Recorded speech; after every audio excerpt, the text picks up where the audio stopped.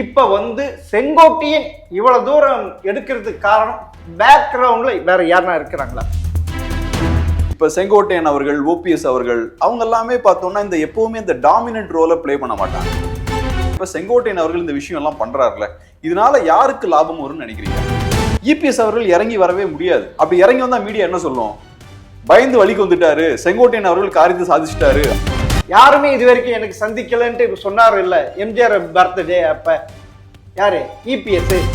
மீடியால ஒரு ஹைப்பை கிரியேட் பண்ணிட்டு இருக்கணும் அப்படின்ற பிளானோட பண்றாரு அப்படின்ற மாதிரி தான் பாக்குறேன். பார்ட்டியை அவர் கண்ட்ரோலுக்கு கீழே கொண்டு வந்திருக்காரு. அவருக்கு எதிராக நிக்கிறவங்களெல்லாம் ஓரம் கட்டியிருக்காரு. ஒன்றுபட்ட அதிமுக இருக்கிறப்ப திமுக ஜெயிச்சதே ஹிஸ்டரி கிடையாது சார். சோ இபிஎஸோட லீடர்ஷிப்பை ஏத்துக்காத ஒருத்தரை எப்படி அவர் கட்சிக்குள்ள அவர் அலோவ் பண்ணுவாரு? உன்னங்கிட்ட ஓபிஎஸ் அணியை சேர்ந்தவர் காஞ்சிபுரத்தை காலில் கூட விழுகிற என்னை சேர்த்துக்கணும். இப்ப ஓபிஎஸ் எடுத்துக்கிட்டீங்கன்னா அவர் சாதாரண ஆள் கிடையாது. அவர் எக்ஸ் சிஎம்மா இருந்தவர், பலமுறை சிஎம்மா இருந்தவர். பிஜேபியை பொறுத்தளவுல இபிஎஸ் சீண்ட கூடாது அப்படின்றத கவனமா இருக்காங்க.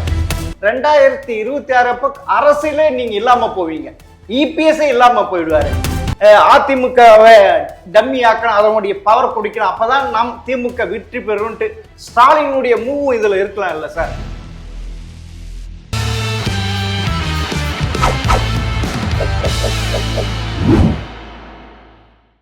ஜெம் டிவி நேயர்களுக்கு வணக்கம். அரசியல் ஆடுகள பகுதியில் பத்திரிகையாளர் கேப்ரியல் அவரை சந்திப்பார். வணக்கம் சார். வணக்கம்.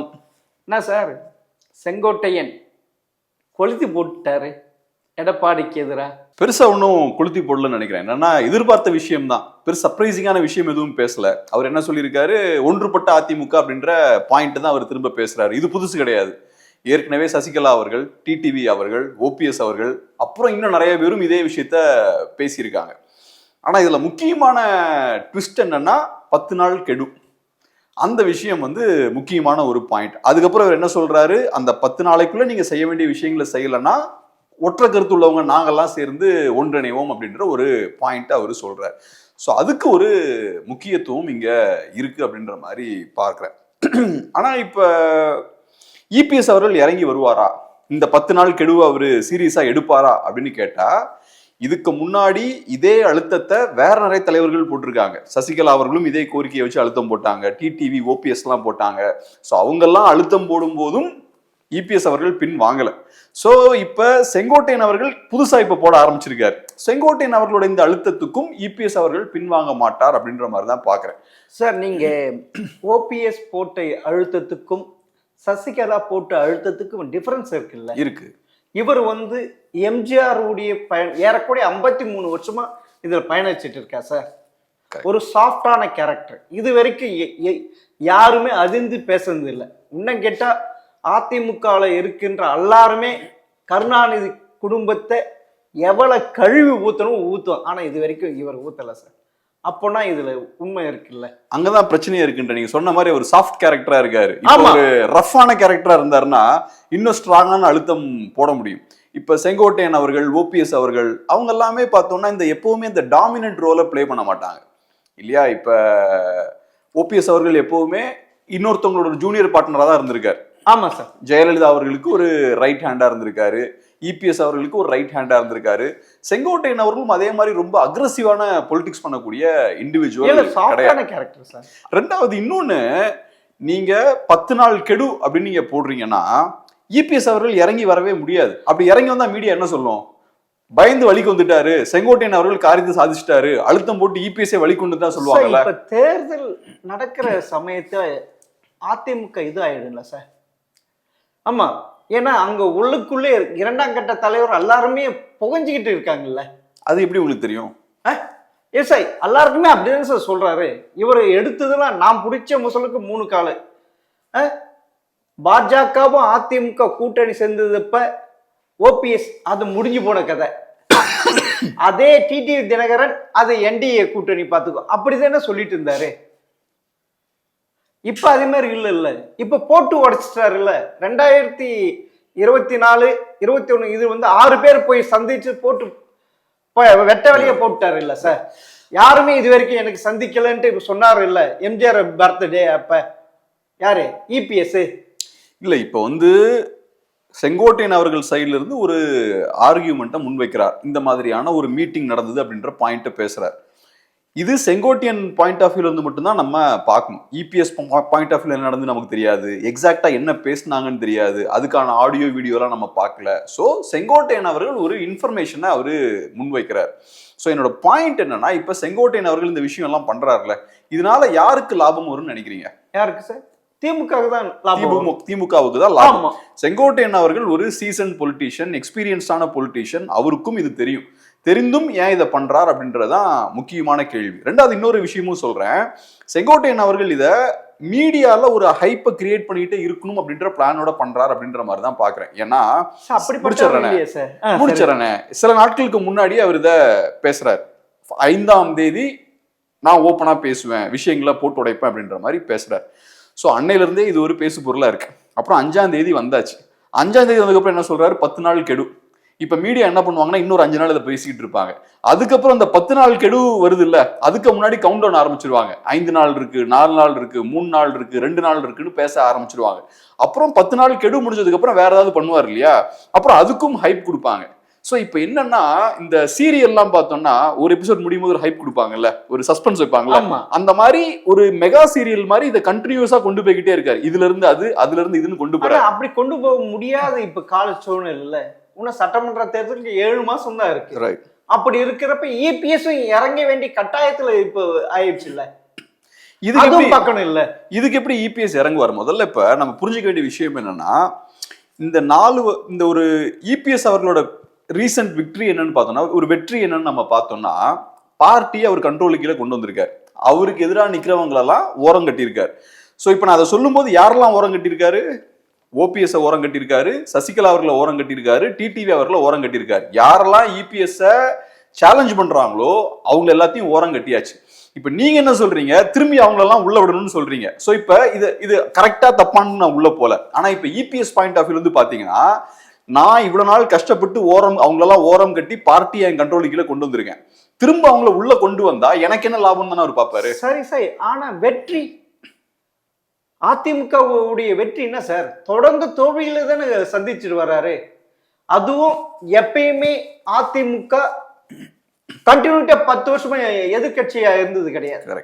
அது திமுக தான் அதே மாதிரி. ஏன்னா எம்ஜிஆர் பிறகு 13 வருஷம், ஜெயலலிதா பிறகு 10 வருஷம், இது அதே மாதிரி இருந்தது கிடையாதுல்ல. அப்படி ஒரு நிலைமை வந்துரும்ட்டு தானே பயப்படுறாங்க. இப்ப ஒன்றுபட்ட அதிமுக இருக்கிறப்ப திமுக ஜெயிச்சதே ஹிஸ்டரி கிடையாது சார். அதுக்கு என்ன சொல்றீங்க? இப்ப எந்த தலைவரை நீங்க எடுத்துக்கிட்டாலும் அவங்களோட பிரதான நோக்கம் என்னவா இருக்கும்னா, நம்ம இடத்தை தக்க வச்சுக்கணும். முதல்ல நான் தலைவரா இருக்கணும், எனக்கு சேலஞ்ச் இருக்கக்கூடாது. என்ன யாராவது சேலஞ்ச் பண்ணா அவங்கள நான் ஓரம் கட்டணும். இது உலகத்துல இருக்கக்கூடிய எல்லா கட்சி தலைவர்களும் பண்ற சாதாரண விஷயம். அதுக்கப்புறம் தான் கட்சியை நம்ம ஜெயிக்க வைக்கணும் அப்படின்ற விஷயங்கள் தான். ஸோ இப்ப ஓபிஎஸ் எடுத்துக்கிட்டீங்கன்னா, அவரு இபிஎஸ் அவர்களை ஒரு லீடரா ஏத்துக்கல, சிஎம் கேண்டிடேட்னு அனௌன்ஸ் பண்ணலையே. அவரு ஃபியூச்சர் சிஎம்மா ஓபிஎஸ் வந்து பார்க்கல இபிஎஸ் இல்லையா? சோ அப்படி இருந்தாலே, சோ இபிஎஸ் ஓட லீடர்ஷிப்பை ஏத்துக்காத ஒருத்தரை எப்படி அவர் கட்சிக்குள்ள அவர் அலோவ் பண்ணுவாரு? சோ ஓபிஎஸ் எந்த டிமாண்டும் நான் வைக்கலன்றாரு. ஆனா இந்த நான் கேட்ட கேள்விக்கான பதில் என்ன? இபிஎஸ் ஒரு சிஎம் கேண்டிடேட்டா ஏத்துக்கிட்டாரா? இல்ல ஏத்துக்கலையே. இப்ப வந்து ஏத்துக்கிற வேண்டிய நான் எனக்கு எந்த போஸ்டிங் வேணும், எந்த இதுவும் என்ன அதிமுக சேர்த்துக்கிட்டா போதுன்னு தானே சொல்லியிருக்காரு. இல்ல சார், இப்ப அதிமுக நீங்க என்ன சேர்த்துக்குங்கன்னு அவர் சொல்றாரு. ஆமா சார். ஆனா இபிஎஸ் அவர் தலைவரா ஏத்துக்கிட்டாரான்னு நான் கேக்குறேன். அப்படி ஏத்துக்கலன்னா எப்படி இபிஎஸ் ஆல ஓபிஎஸ் அகாமடேட் பண்ண முடியும் சார்? சொல்ல முடியாது. இப்ப ஒண்ணுமே இல்லாத நிராகதி சார். ராமாயணத்தில் எப்படி ராவணன் அனைத்து ஆயுதங்களும் நிராயுத பாணி இருக்கு, அந்த நிராயுத பாணி சார் இப்ப யாரு? ஓபிஎஸ். சிம்பிளா ஒண்ணு சொல்றேன் சார், எல்லாரும் பேசும்போது ஜஸ்ட் கட்சியில சேர்த்துக்கிட்டா போதுன்றது வெளியில பேசுறது. யாருமே சாதாரணமா ஜஸ்ட் என்ன கட்சியில சேர்த்துக்குன்னு போக மாட்டாங்க. நாளைக்கே சசிகலா அவர்கள், டிடிவி அவர்கள், ஓபிஎஸ் அவர்கள் எல்லாம் உள்ள கொண்டு வரணும்னா அவங்க சும்மா தொண்டர்களா வந்து சேர மாட்டாங்க, பார்ட்டி மெம்பரா வந்து சேர மாட்டாங்க. அவங்கள நீங்க அகாமடேட் பண்ணணும், அவங்களுக்கு சில விஷயங்கள் நீங்க செஞ்சு கொடுக்கணும். ஏன்னா அவங்க எல்லாம் பெரிய லீடர்ஸ்ல. இப்போ ஓபிஎஸ் எடுத்துக்கிட்டீங்கன்னா அவர் சாதாரண ஆள் கிடையாது. அவர் எக்ஸ் சிஎம்மா இருந்தவர், பலமுறை சிஎம்மா இருந்தவர். டிடிவி ஒரு பெரிய லீடரா இருந்தவர். சசிகலா அவர்கள் ஒரு காலத்துல பவர் சென்டரா இருந்தவங்க. இந்த பப்பட் ஷோல எல்லாம் அந்த ஸ்ட்ரிங்ஸை புல் பண்ணுவாங்கல்ல, அந்த அளவுக்கு பவர்ஃபுல்லா இருந்தவங்க. ஆனா ஓபிஎஸ் எப்படி அவங்கள அகாமடேட் பண்ண போறீங்க நீங்க? சார் அது வந்த பிறகு சரி. ஆனா இப்ப இன்னும் 7 மாசத்துக்குள்ள இந்த அதிமுக ஒன்று சேர்ந்ததை வெற்றின்ட்டு அந்த நிலைமைக்கு வந்துருச்சு இல்லை சார். ஒன்றுபட்ட அதிமுக வேணும் வேணும்டா அடிமட்ட தொண்டர்கள் வந்து எல்லாருமே இது பண்றாங்கல்ல. ஸோ ஒன்றுபட்ட அதிமுக வேணும்னா சொல்றது ஈஸி, எல்லாருமே சேர்ந்துருங்க அப்படின்னு சொல்றது ஈஸி. ஆனா எல்லாரையும் எப்படி அகாமடேட் பண்ண போறீங்க அப்படின்றது ஒண்ணு. ஏன்னா ஒவ்வொருத்தவங்களுக்கும் முக்கியத்துவம் நீங்க கொடுக்கணும், அது சாத்தியமான்றது ஒண்ணு.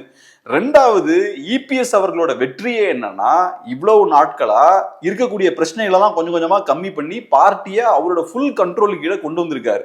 நாளைக்கு அதை அவரே உடைக்க மாட்டார். அவர் செஞ்ச இந்த விஷயத்த அவரே உடைச்சு அவருக்கு புதுசா அவரே சேலஞ்சை கிரியேட் பண்ணிக்க மாட்டார்.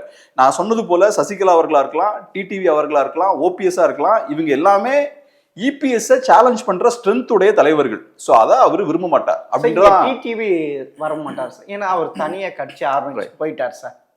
ரைட். சசிகலா அப்படி சேர்த்தா கூட 2027 அப்புறமா தான் எலெக்ஷன்ல நிக்க முடியும். அப்படி ஜெயிலுக்கு போயிட்டு வந்தவங்க நிப்பாங்களா? இது உண்டு. இப்ப வந்து ஓபிஎஸ் ஒண்டிதான் அந்த ப்ராப்ளமே இருக்கு. அவரை நம்பி உள்ள பழைய மனோஜ் பாண்டியன், புகழேந்தி, கேசி பழனிசாமி இப்படிதான் அவங்களுக்கு எந்த டிமாண்டும் வைக்கல, எங்களை சேர்த்துக்கோங்கன்ட்டு. உன்னங்கிட்ட ஓபிஎஸ் அணியை சேர்ந்தவர் காஞ்சிபுரத்தை காலில் கூட விழுகிற என்னை சேர்த்துக்கோண்டு அவளை இறங்கி வந்திருக்காங்க சார். இப்ப நீங்க யோசிச்சு பாருங்க, இபிஎஸ் பாயிண்ட் ஆஃப் வியூல இருந்து யோசிச்சு பாருங்க. இப்ப ஒன்றுபட்ட அதிமுக நிறைய பேர் பேசுறாங்கல்ல, அவங்களோட நோக்கம் என்ன? கட்சி நல்லா ஜெயிக்கணும், 26ல அதிகாரத்தை நம்ம கைப்பற்றணும்ன்றதான் அவங்களோட நோக்கம். ஆமா சார். இந்த நோக்கம் இபிஎஸ்க்கு இருக்காதா? இபிஎஸோட நோக்கம் வேறவா இருக்கும்னு நினைக்கிறீங்களா? இல்ல, ஒன்றுபட்ட அதிமுக இருந்தாதான் உங்களால ஜெயிக்க முடியும். அப்படிதான் ஜெயலலிதா விட்டு சென்றது 42%. இன்னைக்கு எவ்வளவு சார்? 19% சார். சிம்பிளா நான் கேட்கிறேன் சார், இப்ப நீங்க சொன்னது போல இவங்களுக்கு அதிமுக ஜெயிக்கணும் அப்படின்றதான் அவங்களோட நோக்கம். இதே தானே இபிஎஸோட நோக்கமாகவும் இருக்க முடியும். இபிஎஸ் பொறுத்தளவுல இவங்க எல்லாத்தையும் விட அவருக்கு இழக்கிறதுக்கு நிறைய இருக்கு. இந்த எலெக்ஷன்ல கண்டிப்பா ஜெயிக்கணும் அப்படின்ற அந்த அவசியம் இபிஎஸ்க்கு இருக்கு. மற்றவங்களுக்கு இருக்கோ இல்லையோ, இவருக்கு இருக்கு. இழப்பும் இவருக்கு தான் அதிகமா இருக்கும், ஏன்னா அவரு தான் கட்சி தலைவரா இருக்காரு. இன்னொன்னு சொல்றேன், இப்ப எலெக்ஷனுக்கு இன்னும் 8 மாசம் இருக்கு. இப்பவே அவர் கேம்பெயின் போயிட்டு இருக்காரு. 100 தொகுதிகளை அவரு 100 தொகுதிகளை மேல அவர் கவர் பண்ணியிருக்காரு. இவ்வளவு சீக்கிரமா அவர் போறாருன்னா இந்த எலெக்ஷன் அவர் ரொம்ப சீரியஸா பாக்குறாரு. கண்டிப்பா ஜெயித்தே தீரணும் அப்படின்ற ஆம்பிஷன்ல தான் அவரு செயல்பட்டு இருக்காரு. ஆனாலும் இந்த அளவுக்கு ஜெயிக்கணும் அப்படின்ற ஒரு முடிச்சுக்கிறேன், இந்த அளவுக்கு ஜெயிக்கணும் அப்படின்ற ஆர்வம் இருக்கக்கூடிய ஒரு தலைவர் இவங்களெல்லாம் உள்ள அலோவ் பண்ண வேண்டாம்னு யோசிக்கிறாருன்னா அது காரணம் இருக்குல்ல. காரணம் இல்லாம பண்ணுவார்னு நினைக்கிறீங்க சார்? நீங்க சொல்றது அந்த வெற்றியே, அதாவது முதல்வர் ஆன தகுதியோ வெற்றியோ இபிஎஸ் கிடைக்காது சார். ஏன்னா சவுத்து கைவிட்டு போயிடுச்சு. 2021 ஏறக்குறைய அங்க போயிடுச்சு.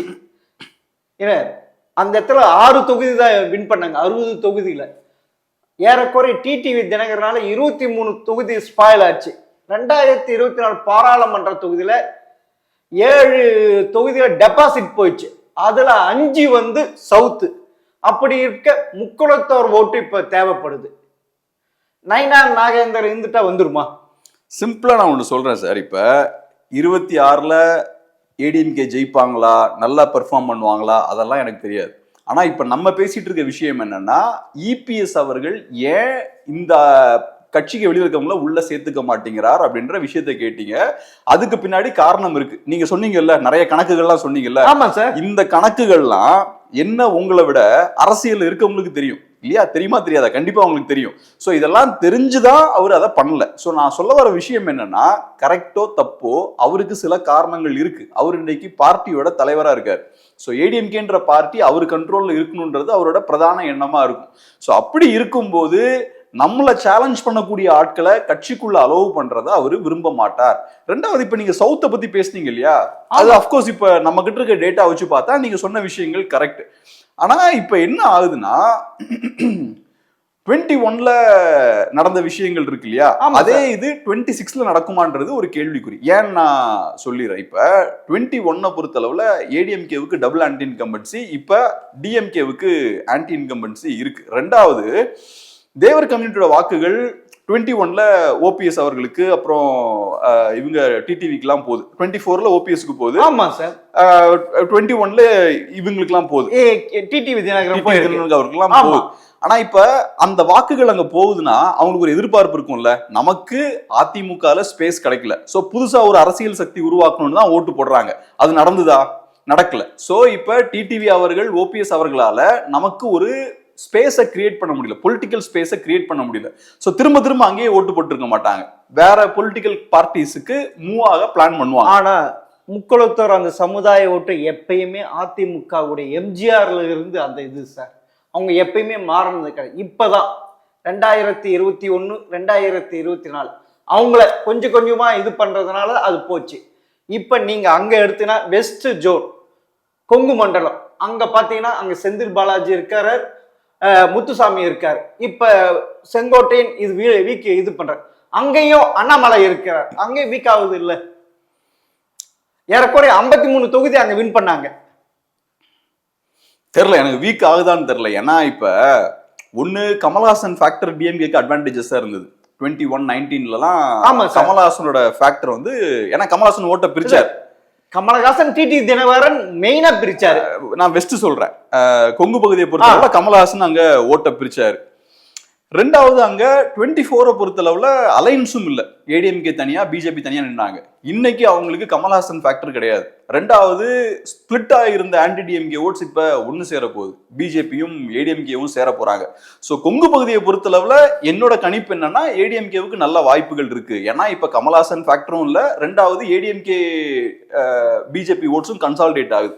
சோ டெஃபினட்டா ஒரு அட்வான்டேஜ் அவங்களுக்கு கொங்கு பகுதியில இருக்கு. சவுத் நீங்க சொன்ன மாதிரி அவங்களுக்கு சிக்கல் வர்றதுக்கான வாய்ப்பு இருக்கு. எந்த அளவுக்கு பெரிய சிக்கலா இருக்குன்றது எனக்கு தெரியல, பட் சவுத்ல அவங்களுக்கு சிக்கல் வர வாய்ப்பு இருக்கு. அப்பனா இப்ப எடுக்கிற செங்கோட்டையனுடைய ஸ்டெப் கரெக்ட் தானே? மொத்த பேர் இணையணும், அதுல ஓபிஎஸ் சேர்த்துக்கணும், அப்புறம் டிடிவி தினகரன் வந்துடுவாரு, அப்புறம் அந்த ஓட்டு திருப்பி வருது இல்ல சார்? சரி, இப்ப நான் சிம்பிளா சொல்றேன். இப்ப இபிஎஸ் அவர்களை பொறுத்தளவுல இவ்வளவு நாளா ஒன்றுபட்ட அதிமுக அப்படின்ற அந்த அஜெண்டாவை அவர் ஏற்க மறுக்கிறார். பல ஆண்டுகளா இந்த கோரிக்கையை பல பேர் முன் வச்சுக்கிட்டே இருக்காங்க. அவரு இந்த ஒரு விஷயத்துல ரொம்ப ஸ்ட்ராங்கா இருக்காரு. இன்ஃபேக்ட் இந்த பிரச்சனை வரும்போது பிஜேபியும் ரிவர்ஸ் போறாங்க. பிஜேபியை பொறுத்தளவுல 24ல ஓபிஎஸும் டிடிவியும் பிஜேபியோட டிராவல் பண்றாங்க, பிஜேபிக்கு கான்ட்ரிபியூட் பண்ணிருக்காங்க, பிஜேபிக்கு உதவி இருக்காங்க. இப்ப 26ல பிஜேபி இவங்க ரெண்டு பேரையும் கண்டுக்க மாட்டேங்கிறாங்க. அதுக்கான காரணம் என்ன? பிஜேபியை பொறுத்தளவுல இபிஎஸ் சீண்டக்கூடாது அப்படின்றத கவனமா இருக்காங்க. சோ இந்த ஒரு இஷ்யூ வரும்போது இபிஎஸ் அவர்கள் ரொம்ப கவனமா இருக்காரு, வேற வெளியே இருக்க ஆட்களை உள்ள விடக்கூடாது அப்படின்ற விஷயத்துல. அதுக்கான காரணங்கள் அவருக்கு இருக்கும். நமக்கு பொலிட்டிக்கலா நமக்கு பெருசா தெரியாது, ஆனா பேக்ரவுண்ட்ல சில ஸ்ட்ராங்கான ரீசன்ஸ் அவருக்கு இருக்கும். அதனாலதான் அவர் உள்ள விடல. இந்த விஷயம் செங்கோட்டையன் அவர்களுக்கும் தெரியும். தெரிஞ்சுதான் அவர் இந்த விஷயத்தெல்லாம் பண்றாரு. செங்கோட்டையன் அவர்கள் இப்படி 10 நாள் கெடு முன்வைக்கிறதால இபிஎஸ் அவர்கள் 100% ரிவர்ஸ் போறது கிடையாது. செங்கோட்டையன் அவர்கள் 10 நாள் அப்படின்னு ஒரு கெடு வச்சிருக்காரு. சோ இப்ப இபிஎஸ் என்ன பண்ணுவார்னு நினைக்கிறீங்க? இறங்கி வந்து ரைட் நம்ம எல்லாம் ஒண்ணு சேர்க்கறதுக்கான முயற்சிகள்லாம் எடுப்போம் அப்படின்னு சொல்லுவாரா? இல்ல, அவரு ஸ்டெப் எடுக்க சொல்றாரு. 10 நாளுக்குள்ள நீங்க ஸ்டெப் எடுக்குன்னு தான் சொல்றாரு. பண்ணுவாரான்னு கேக்குறேன். சார் பண்ணிதான் ஆகணும், இல்லப்பா நீங்க கண்ட கனவு நனவாகாது. கடைசியில 2026 அப்ப அரசியலே நீங்க இல்லாம போவீங்க, இபிஎஸ் இல்லாம போயிடுவாரு. இப்பதான் நீங்க பேசுறது என்ன பாயிண்ட் ஆஃப் இருந்து பேசுறீங்கன்னா, இபிஎஸ் அவர்கள் பாயிண்ட் ஆஃப் இருந்து நீங்க பேசுறீங்க. இபிஎஸ் அவர்களுக்கு எது நல்லதுன்னு நீங்க பேசிட்டு இருக்கீங்க. நான் என்ன சொல்ல வரேன், இபிஎஸ் அவர்களுக்கு எது நல்லதுன்றது நம்மளை விட அவருக்கு நல்லா தெரியும். ஏன்னா அவருக்கு பெரிய அரசியல் எக்ஸ்பீரியன்ஸ் இருக்கு. நம்ம வரக்கூடிய செய்திகள் வச்சுதான் பேசிட்டு இருக்கோம். அவருக்கு அதை தாண்டியும் வேற அரசியல் தெரியும். இது ஒண்ணு. ரெண்டாவது இன்னொரு முக்கியமான விஷயம் என்னன்னா, செங்கோட்டையன் அவர்கள் இன்னைக்கு இந்த விஷயத்தை ஹேண்டில் பண்ண விதம் இருக்கு இல்லையா, அதுவும் தவறு. என்ன அர்த்தத்துல தவறுன்னு நான் சொல்றேன்னா, கட்சிக்குன்னு ஒரு டிசிப்ளின் இருக்கு, ஓகேவா? பார்ட்டி டிசிப்ளின் அதை சொல்லுவாங்க.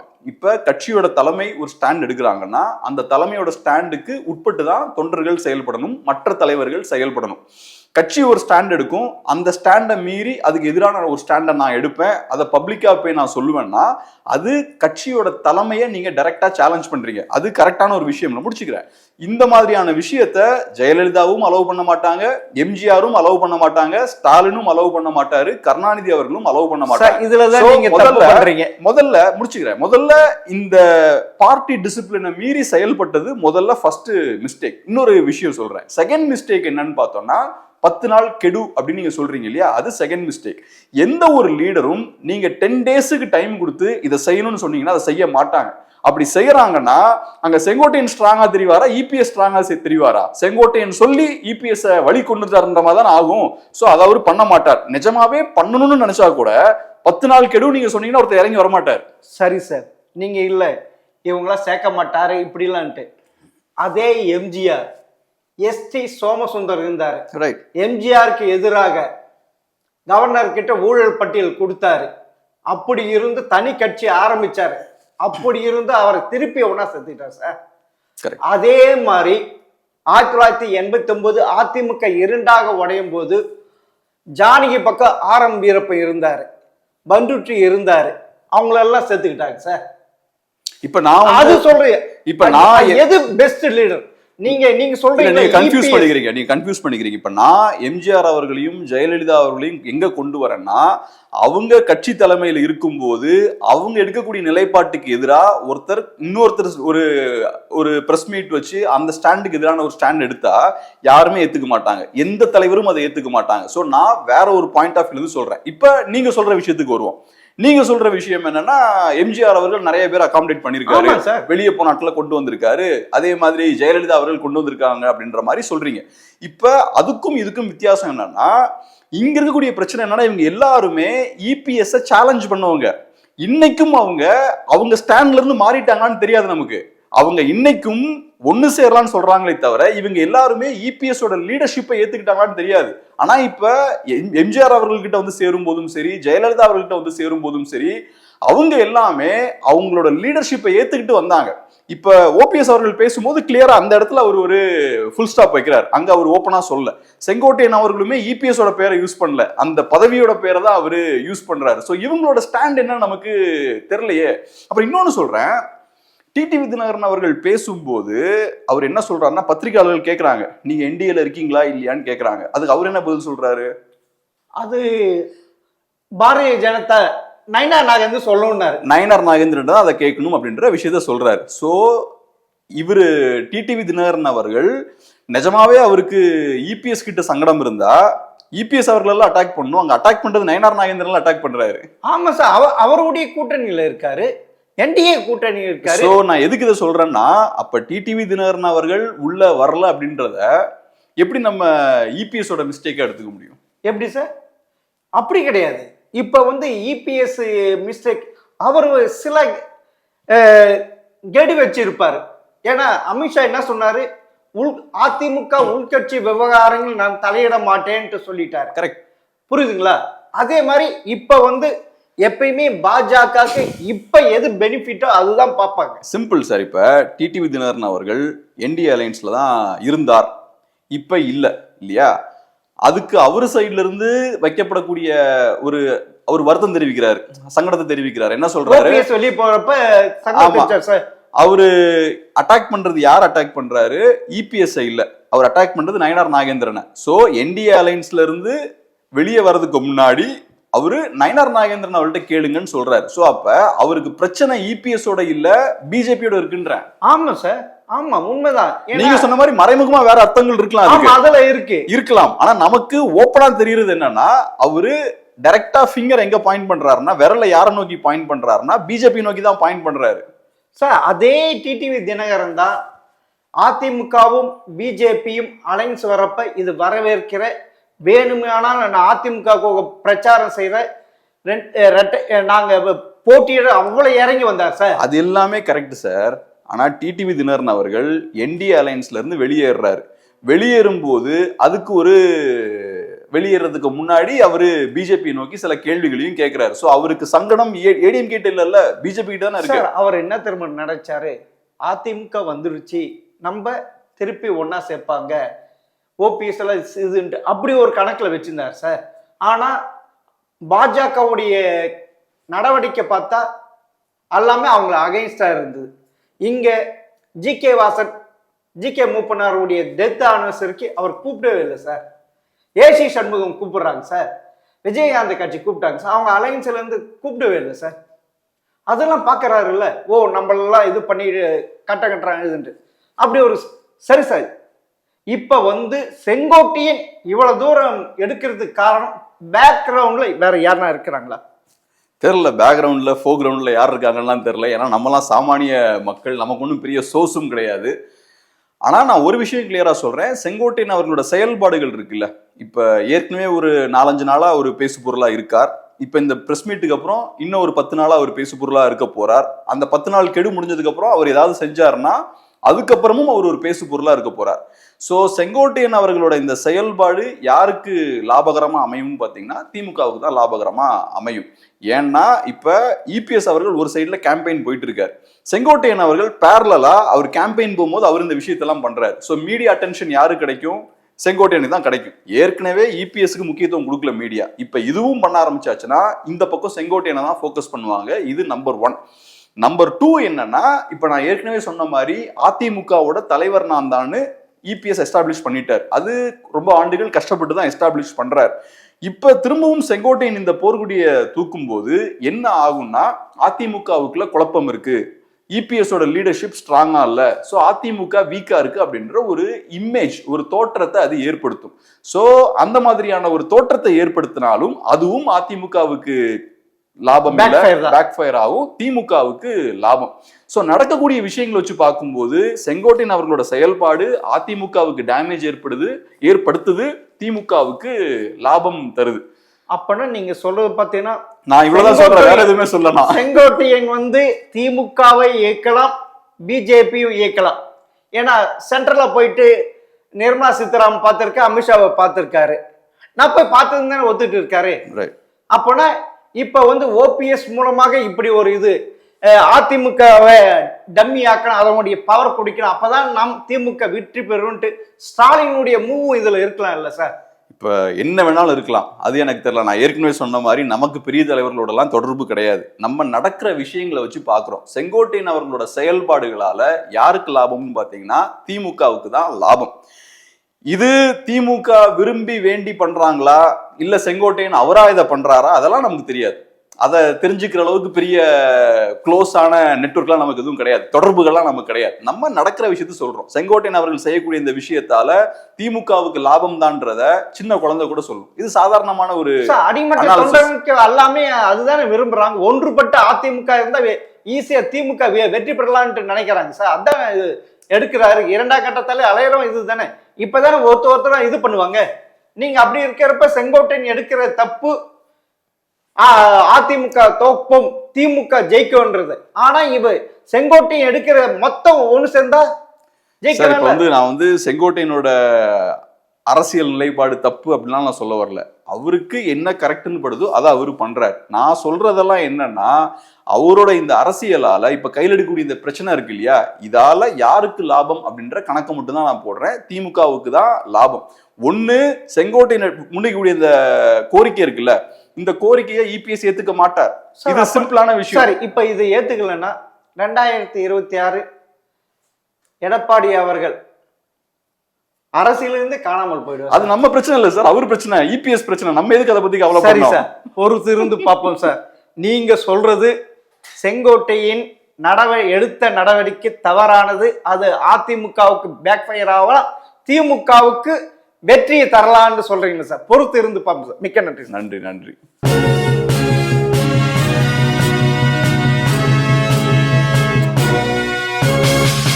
உடனுக்குடன் அப்டேட் தெரிந்து கொள்ள ஜெம் டிவி தமிழ் ஆப்பை இன்ஸ்டால் செய்யவும்.